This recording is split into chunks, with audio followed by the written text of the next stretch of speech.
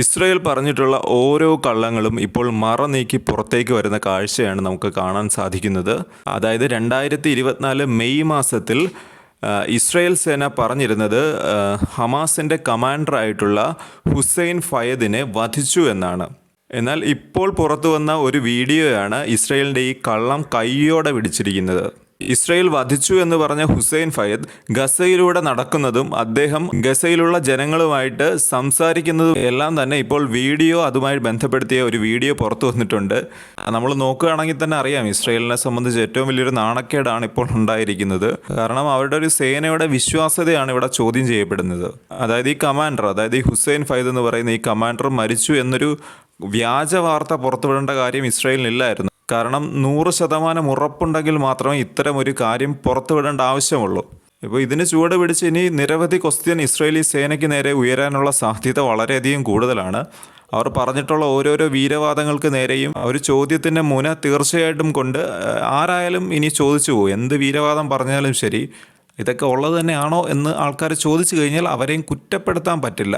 അതിലൊന്നാണ് ഇപ്പോൾ ഈ ഒരു ഇസ്രായേലി സോൾജേഴ്സിൻ്റെ മരണം. അതുമായിട്ട് ബന്ധപ്പെടുത്തി ഇസ്രായേലി സേന പറയുന്നത് ഏകദേശം 840ഓളം ഇസ്രായേലി സൈനികരാണ് മരിച്ചിട്ടുള്ളതെന്നാണ്. എന്നാൽ അതിനെതിരെയും ചില ആൾക്കാർ ഇപ്പോഴല്ല കുറച്ച് നാളായിട്ട് ആൾക്കാർ പറയുന്നുണ്ട് ഇത്ര 840 പേര് മാത്രമേ മരിച്ചിട്ടുള്ളൂ എന്ന് പറയുന്നതിൽ ഒരു വിശ്വാസ്യയോഗ്യമല്ല എന്ന രീതിയിലാണ് പല ഭാഗത്തു നിന്ന്. ഇപ്പോൾ നമ്മൾ സോഷ്യൽ മീഡിയ നോക്കിയാൽ തന്നെ അറിയാം, അതിൽ തന്നെ നിരവധി ആൾക്കാർ അതിനെ ക്വസ്റ്റ്യൻ ചെയ്ത് മുമ്പോട്ട് വരുന്നുണ്ട്.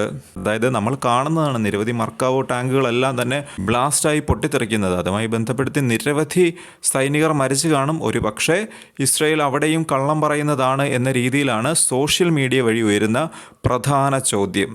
മൊത്തത്തിൽ പറഞ്ഞു കഴിഞ്ഞാൽ ആകെ മൊത്തം ഇസ്രായേലി സേനയുടെ ഒരു ക്രെഡിബിലിറ്റി, അതായത് വിശ്വാസ്യതയെ തന്നെ ചോദ്യം ചെയ്യുന്ന ഒരു പരിപാടിയായിപ്പോയി ഇസ്രായേലിൻ്റെ ഭാഗത്തു നിന്നുണ്ടായത്. അതായത് ഹമാസിൻ്റെ തന്നെ ബെയ്റ്റ് ഹനൂൻ കമാൻഡറായിട്ടാണ് ഈ ഹുസൈൻ ഫയദ് ഉണ്ടായിരുന്നത്. അതായത് ഇസ്രായേലി സേന ആദ്യം തന്നെ ആക്രമണം നടത്തിയ ഒരു പ്രദേശമാണ് ഈ ബെയ്റ്റ് ഹനൂൻ എന്ന് പറയുന്നത്. തൻ്റെ പ്രസംഗത്തിൽ, അതായത് ഈ കമാൻഡർ അവിടെ കൂടെ പോകുന്നത് ഉൾപ്പെടെ നാട്ടുകാരെ അഭിസംബോധന ചെയ്ത് സംസാരിക്കുന്നുമുണ്ട്.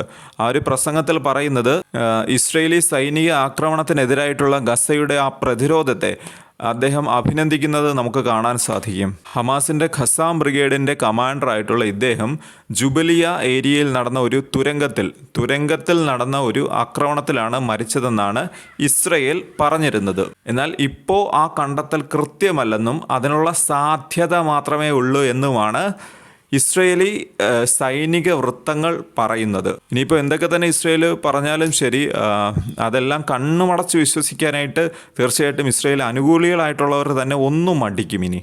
അതായത് ഈ ഒരു വീരവാദമെല്ലാം ഉള്ളത് തന്നെയാണോ എന്ന് അവർ ചോദിച്ചു കഴിഞ്ഞാൽ അവരെയും കുറ്റപ്പെടുത്താൻ പറ്റില്ല.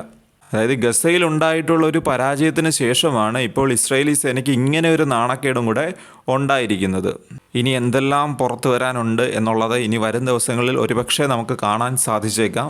എന്നാൽ ഈ ഒരു ടോപ്പിക്ക് മുൻനിർത്തി ഇസ്രായേലിനെ അനുകൂലിക്കുന്ന മാധ്യമങ്ങളൊന്നും തന്നെ വീഡിയോ ചെയ്തതായിട്ടും അവരുടേതായിട്ടുള്ള ന്യൂസ് പബ്ലിക്കേഷൻസിലൊന്നും അധികം പ്രാധാന്യം കൊടുത്ത് ഈ ഒരു വാർത്ത കണ്ടിട്ടില്ല. ഇതേ സംഭവം തന്നെ തിരിച്ചായിരുന്നെങ്കിൽ അവരെങ്ങനെ രീതിയിൽ ഈ ഒരു വാർത്ത കൊടുത്താനേ എന്നുള്ള കാര്യം ഒന്ന് ആലോചിച്ച് നോക്കുക. തീർച്ചയായിട്ടും ബിഗ് ബ്രേക്കിംഗ് ആയിട്ട് അവർ കൊടുത്താനേ. ഇതാകുമ്പം തിരിച്ചായതുകൊണ്ട് ഇപ്പോൾ വലിയതൊന്നുമില്ല, ചെറിയൊരു കുളത്തിൽ വല്ലതും കൊടുത്തു, അത്രേ നമുക്ക് പറയാൻ പറ്റൂ. എന്തായാലും ശരി, ഈ ഒരു വാർത്ത നിങ്ങളുമായിട്ടൊന്ന് പറയണമെന്നുണ്ടായിരുന്നു. സോ അതുകൊണ്ട് ഒരു വീഡിയോ ചെയ്തതാണ്. നമസ്കാരം.